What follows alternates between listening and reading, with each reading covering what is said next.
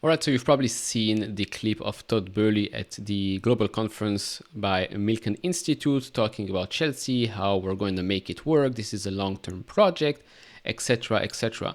Now I want to touch on a couple of things that were mentioned in that 1 to 2 minute clip that is extremely important, and it shows again why he's no Roman Abramovich, why he's thinking of Chelsea as a product rather than a football team that needs to win trophies.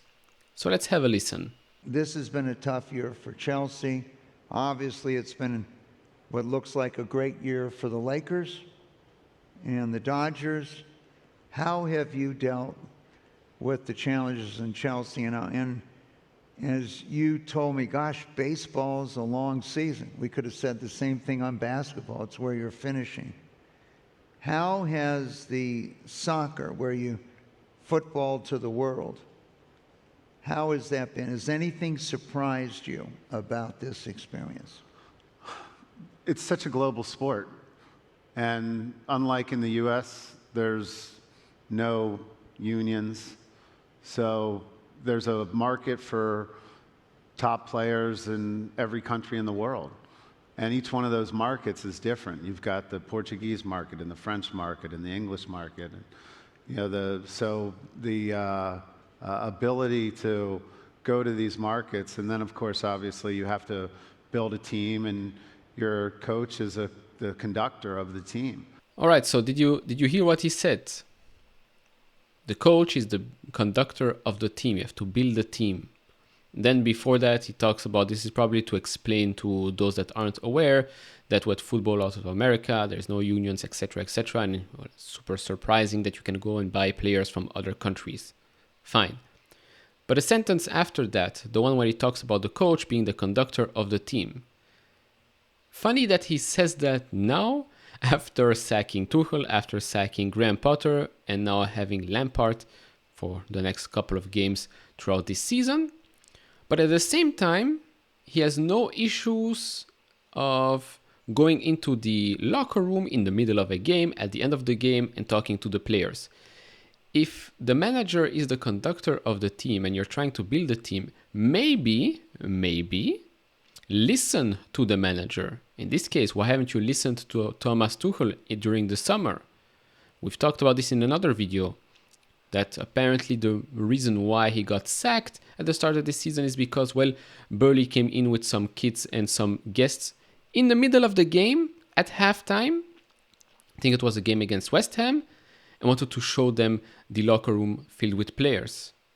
What? If you're truly saying what you're saying here, that the coach is the conductor of the team, that's why you're building a team, etc., etc., then you're probably full of it right now.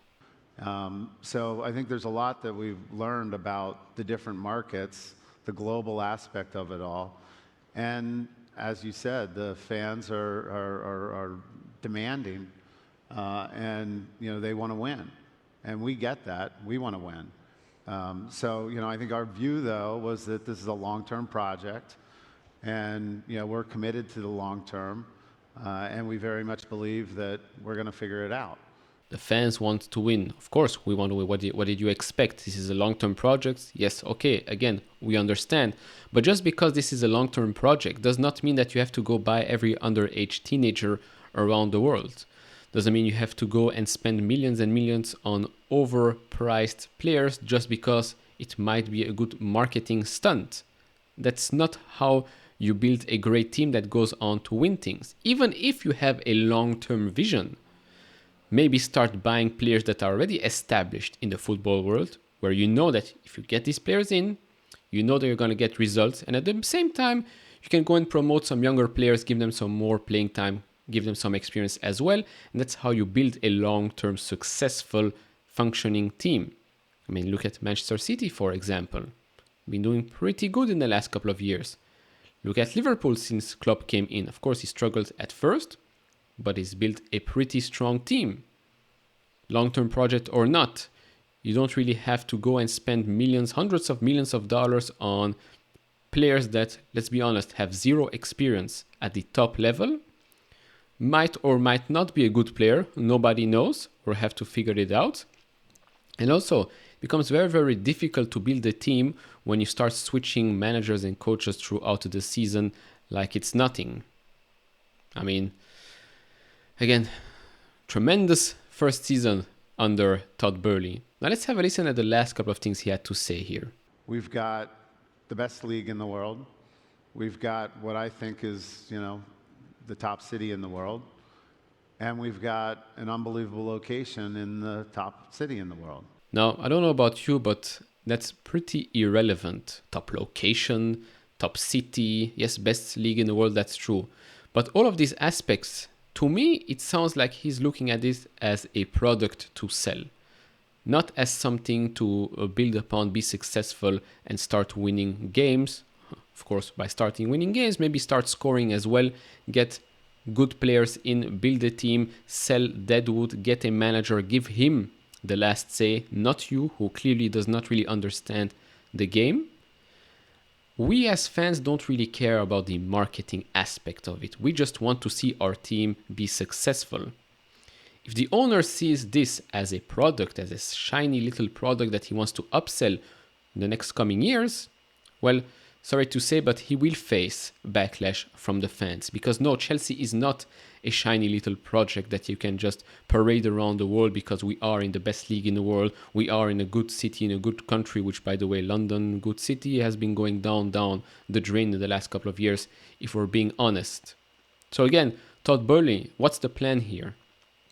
Do you plan on stepping aside a little bit and let the football professionals take over? That's probably, I hope so. That's why you got a sporting director and technical director, and maybe the next manager will put into his contract what Arsene Wenger said, will say that I want to have the last say, I want to have a say at who we're getting in and who we're getting out.